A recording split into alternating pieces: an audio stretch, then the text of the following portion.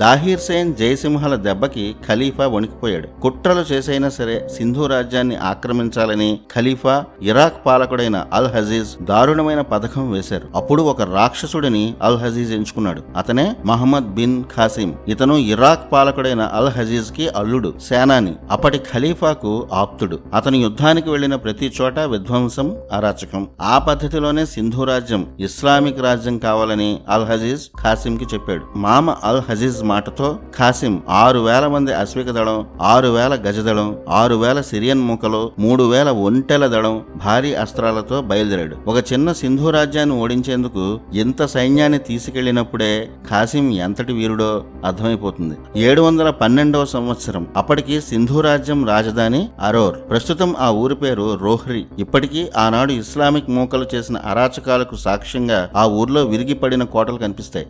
ఆనాడు యువరాజు అయిన జయసింహ ఆరోర్ కోటను కాపాడేందుకు అక్కడ బలగాలతో ఉన్నాడు. ఇటు దేవల్ దుర్గంలో రాజా దాహీర్ సైన్యంతో ఉన్నాడు. రాజధానిపై దాడి చేస్తాడని అనుకుంటే ఖాసిం తక్కువ సైన్యం ఉన్న దేవళ దుర్గంపై దాడి చేసి ఆ కోటలోకి వెళ్ళాడు. దేవళ దుర్గాన్ని ఆక్రమించిన ఖాసిం బయట నుంచి లోపలకు ఎవరూ రాకుండా కోట తలుపులు మూసేశాడు. ఇక వేల మంది సైన్యం కోటలో చిన్న ఊరులా ఉన్న దేవళ్లో స్త్రీలు, పిల్లలు, వృద్ధులు అని చూడకుండా కనిపించిన వారిని కనిపించినట్టు ఖాసిం సైన్యాలు సంహరించాయి. అసలు వీటి గురించి ఏ పాఠ్య పుస్తకాలు చెప్పలేదు. నగరాన్ని, స్త్రీలను దోచుకోండని ఆనాడు ఖాసిం తన సేనలకు ఆజ్ఞ ఇచ్చాడు. పవిత్ర యుద్ధం పేరిట ఖాసిం చేసిన అరాచకం ఇది. దోపిడీ, విధ్వంసం, తన కళ్ల ముందే స్త్రీలపై అత్యాచారాలు, ప్రజలపై ఊచకోతను చూసి రాజా దాహీర్ తట్టుకోలేకపోయాడు. ఎందుకంటే ఇది యుద్ధం కాదు, ఎదురుపడి యుద్ధం చేసే ధైర్యం లేక ఖాసిం చేసిన కుట్ర. జయసింహం వస్తే తన పని అయిపోతుందని ఖాసింకి తెలుసు. అందుకే దేవళ దుర్గానికి చుట్టుపక్కల ఉన్న సింధు ప్రాంతాలపై పడి దోచుకోవడం మొదలుపెట్టాడు.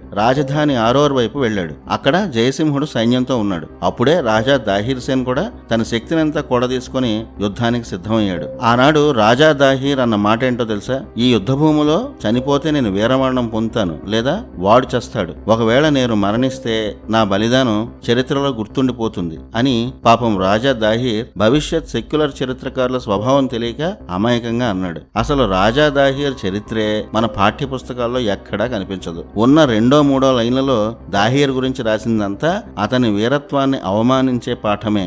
712లో సింధు రాజధాని ఆరోర్లో జరిగిన యుద్ధం దేశ చరిత్రను మార్చేసింది. ఆనాడు రాజా దాహీర్ సేనలకు, ఖాసిం సైన్యాలకు భీకర యుద్ధం జరిగింది. ఆ యుద్ధంలో రాజా దాహీర్ సేనపై వెనక నుంచి బాణాలు వేసి ఖాసిం సేనలు కుట్ర చేశాయి. అంత వయసులోనూ రాజా దాహీర్ కొన ఊపిరి వరకు పోరాడి వీరమరణం పొందాడు.